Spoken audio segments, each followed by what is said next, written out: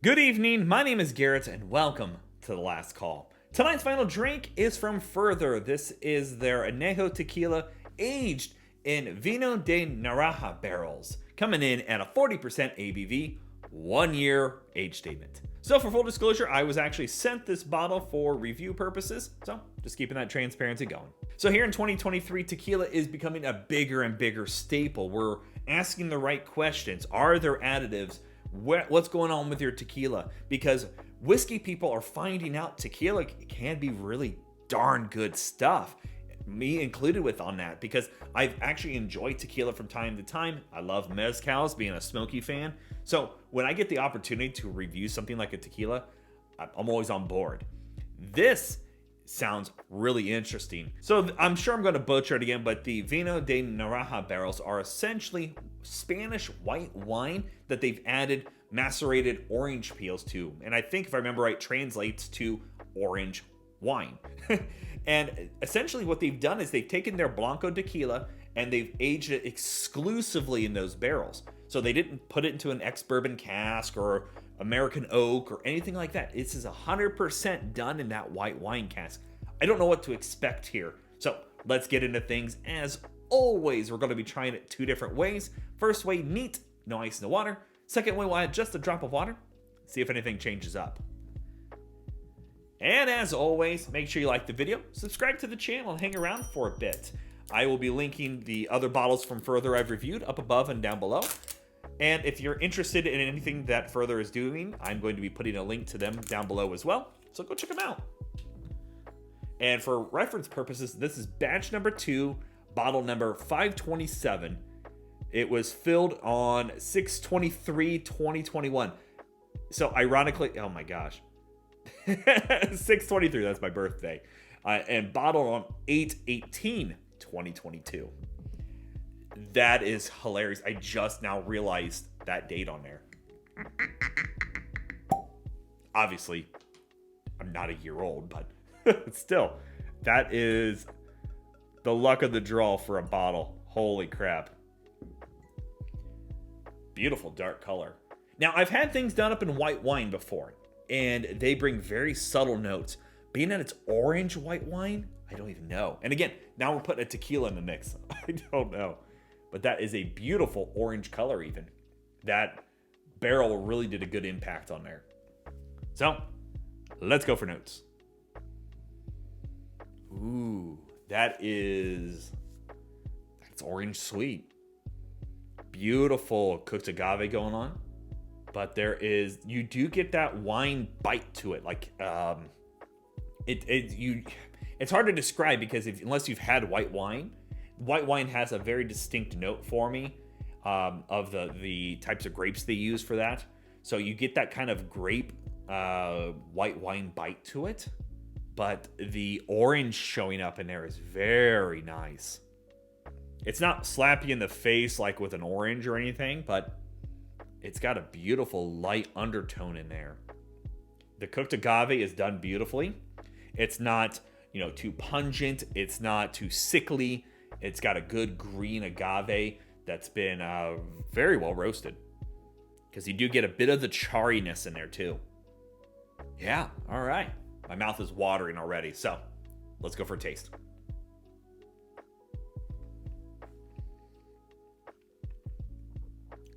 Oh, hello, darling. Oh, that is so good.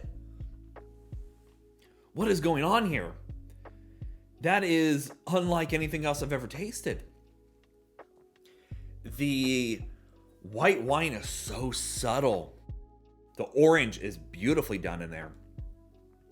The agave is playing with that wine cask so well. It's sweet. It's got a luxuriousness to it. Has a good setting just right on the palate, very calmly. It's been well aged. That's a huge checkpoint in my book. Wow. That is just it. Honestly, I think if you blindfolded me, I don't know what I would have guessed, but I don't know if I would have guessed a tequila right off the bat. You get the agave, don't get me wrong, especially here in the finish. More of the agave shows up, but that is so sweet, inviting. You get a little bit of spice in there. But that wine cask is really the star of the show here, let's be honest. The orange plays together with that really well as well. The orange really plays with that wine cask to a T. And how well that Blanco tequila really takes in those flavors and showcases. It's just got a good roasted agave, beautiful light spice. It's got that wine influence, the bit of orange in there. It's got exactly what is on the bottle and exactly what they tell you. There's not a fault in this sip. Like that, this is almost like an after dinner tequila. Like if you go, I want something to drink, but I don't want a super heavy bourbon or a rum. You want something a little sweet, but not super sickly sweet. I don't really want a dessert. That is phenomenal. I am shocked on how good those flavors play across in that. That is so good. All right. I could just rant on that all day. So let's add a little drop of water, see what changes up here. Now, some people are going to criticize me for adding water to tequila. I get that. But here at the last call, it doesn't matter what you drink or how you drink it, as long as you enjoy it. Sometimes that little drop of water wakens up things in the neat version. Sometimes it makes it a little more friendly for people that are getting into a spirit, but we're going to try it either way. Again, we're just doing a small little drop here. There we go. And especially if you're not used to tequila, doing what you got to do to enjoy something is fine enough as it is.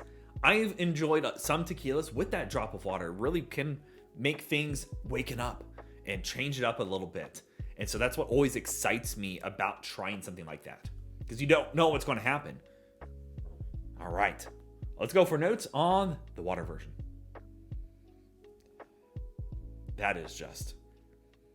Here, it goes very similar. Here, it does get a little more complex sweeter. Like this smells like a very well aged product. Here it goes more like a finished product, but it's really nice. You still get the cooked agave, you still get this nice light orange in there, that bit of wine going on as well. The roasted element has kind of been washed away. I kind of expected that, but yeah. But there is an underlying almost caramel now, like a very light caramel in there. Nonetheless, let's go for a taste. Oh, yeah, that's nice too. Ooh. That woke up a little bit more. It tastes more, again, it actually does taste more like a finished tequila now. Like you just put it into a barrel for a month. Like it's very subtle in those orange notes. Very subtle in the wine. You still get the cooked agave notes, but very subtle in that even. It's not bad. That actually is even more simple, but even more friendly. Like, again, if you tried this, you go, I don't know if I like that. This goes even a little sweeter. I'll go back to the neat version.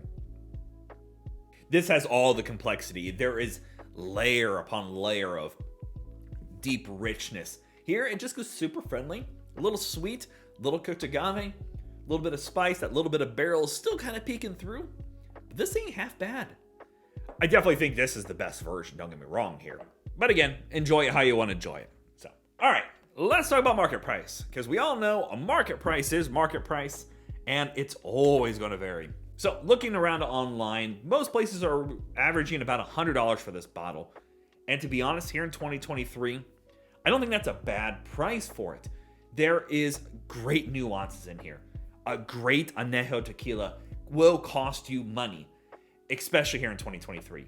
Places are reporting shortages of agave and tequila in general. They're putting additives into there to make it sweeter, to make it seem more legitimate. This is adding that sweetness factor with a Blanco tequila that is unlike any other tequila I've had so far. This is great. It's a very much an after dinner tequila. Enjoy this one. 100%. I'd pay $100 for it. I'd pay good money for a good tequila. And I think that right now the prices are only going up and up on that. If you see a bottle of it, I think it's definitely worth a grab. Hands down, it's a great sip. And again, if you're interested in what Furthur is doing in the spirit world, a link to their website will be down in the description area below. Go show them some love. So yeah, there you have it, folks. Furthur Anejo Tequila finished in Vino De Naranja barrels, which again, I apologize if I murdered that. If you have any questions about the bottle itself, let me know down in the comment section below. I will do my best to answer it. And if you have any specific spirit I should go looking for, also let me know down below. Love doing these reviews and sharing with you the experience at home. And as always, may your last drink of the night be the best one.